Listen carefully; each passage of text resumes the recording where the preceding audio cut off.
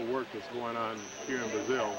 I say that because I find things here in Brazil to be very much like the 1960s in the United States.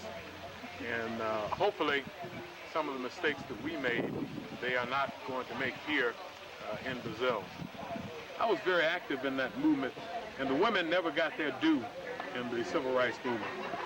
Contemplative religion is one that is really practiced by women.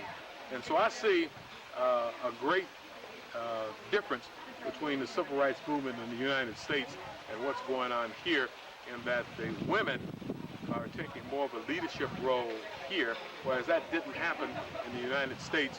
And in my opinion, we lost our culture in the United States. The best part of Brazil I want to share about that I've experienced so far is the landless workers movement in Brazil. I think that the future is really centered with that landless workers movement. We know, as anthropologists, we know that the sort of capital-intensive farming that we do in the United States just doesn't work long-term.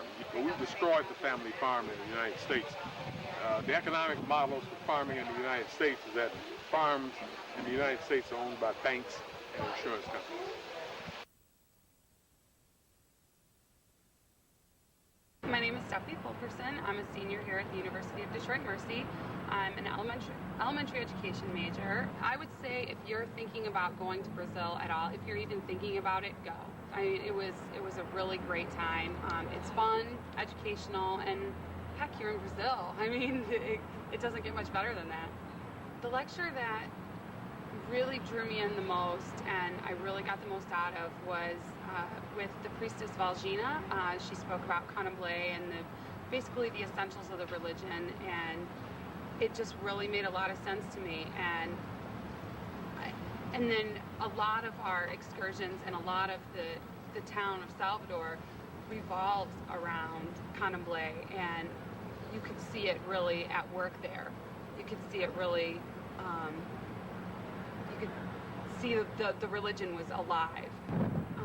So I met with Priestess Valgina to have her perform an Orisha reading for me. An Orisha is sort of your own individual guiding spirit.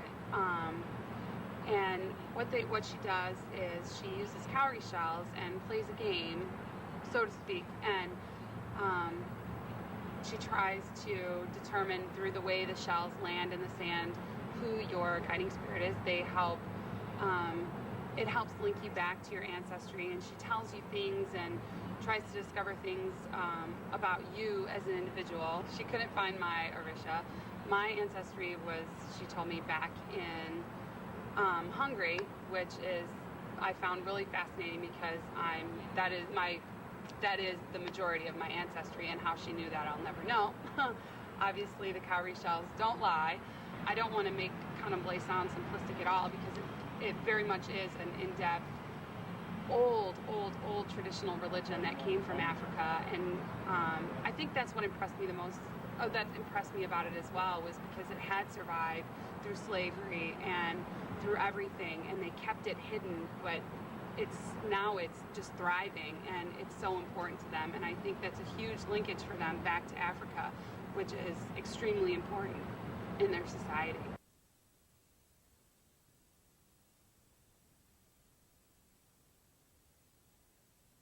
My name is Adam Shinsky. I am a psychology major at the University of Detroit Mercy. This is my second time in Brazil. I had such a great time the first time. I decided to come back for round two. My favorite part of the trip is probably the part that we're on right now, which would be our trip into the countryside when we visit Cachoeira, a small historical town. And this year we're staying here at this hotel on the Paraguay River for the first time. People here get up early in the morning, work hard all day long, do jobs that you wouldn't ever expect anyone to do in the U.S., and maybe that'll give me an influence to work harder on the things I do, because why slack off when there's people, all around the world working 10 times harder. We have lectures. They're on ecology, African American influence, women's studies, The importance of the African influence in Brazil is huge because Salvador, where we stay for the longest period of time, has the second largest African population in the world, second to Nigeria.